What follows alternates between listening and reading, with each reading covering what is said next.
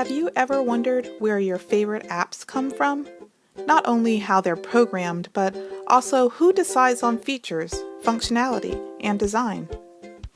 People with a variety of skills work together to develop a concept, research the market, design, code, and test an app, website, or piece of software.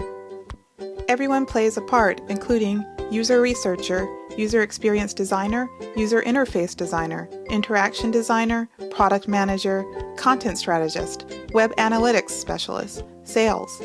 Depending on the project, sometimes these roles are combined or omitted. Having some coding skills and knowing how to work with programmers is essential, but other skills are valuable too.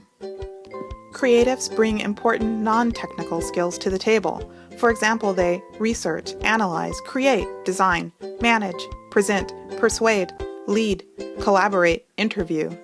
Do any of those skills resonate with you? Finding your role in the tech sector will take some research. Talk to people. Study job descriptions and profiles of people who do your dream job in the tech sector.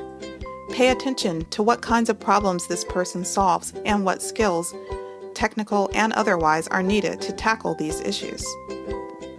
And if you aren't ready to make a move, or if you don't yet qualify for your dream job, don't worry.